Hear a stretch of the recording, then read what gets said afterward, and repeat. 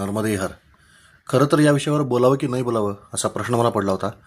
परंतु सध्या आपल्या प्रांतातल्या भाषी अस्मिता ज्या टोकदार होत चालल्या आहेत, त्यामुळं मला असं वाटलं की आपण थोडंसं बोललं पाहिजे.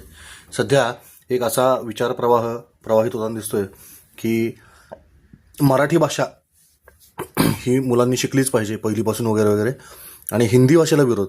मला असं जाणवतंय, त्याच्यामध्ये एक वास येतोय की हिंदी भाषेला विरोध करण्यापेक्षा इंग्रजी भाषेला पायगड्या घालण्यासाठी हा सगळा कटाडोप चालला आहे काय कुठेतरी असं वाटतं.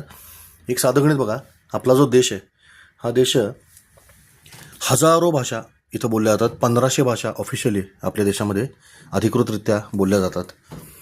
परंतु आपण भाषा भाषा भाषा भाषा करताना एक सगळ्यात महत्त्वाचा प्रश्न मला तुम्हाला विचारायचा वाटतो की सगळ्यात पहिला आपला मोबाईल काढावा आणि हा मोबाईल तुम्ही कुठल्या भाषेत वापरता हे मला एकदा सगळ्यांनी दाखवा.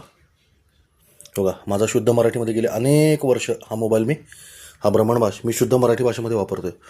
म्हणजे एकीकडे आपण म्हणायचं की दुसऱ्या भाषांना विरोध करायचा, मराठी भाषेतच वापरा.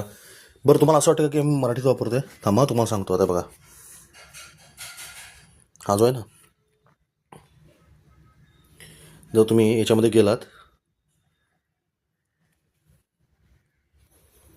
बघा आता हे जे आपले संपर्क आहेत तुम्ही हे बघाच. आज संपर्क शोधा, त्याच्यामध्ये बघा ही कुठली भाषा आहे? तमिळ भाषा आहे. आता समजा तमिळनाडूतले माझे जे संपर्क आहेत, मदुरई, आता मदुरई शहरातले संपर्क सगळे मी तमिळ भाषेमध्ये सेव्ह केलेले आहेत. तिथं मी मराठी केलेलं नाही. म्हणजे सांगायचं तात्पर्य काय की जे माझे, तुम्ही बघा आता विषय, तुम्हाला भाषा कुठल्या कुठल्यात बघून ठेवा एकदा. ही तमिळ भाषा आहे, ही इंग्रजी आणि उर्दू आहे, ही मराठी आहे, ही तमिळ पुन्हा हिंदी, संस्कृत, गुजराती, म्हणजे गुजराती लोकांचे क्रमांक मी गुजराती भाषेत सेव्ह केलेत, इंग्लिश, बांगला.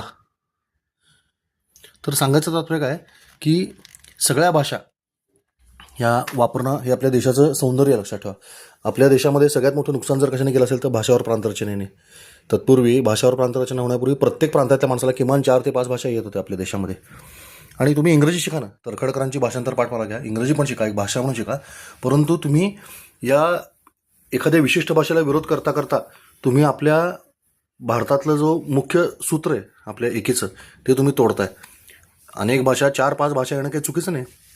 आपल्या भारतातल्या सगळ्या लोकांना, महाराष्ट्रातल्या लोकांना गुजराती पण यायचं, कानडी पण यायचं, पाली पण यायचं.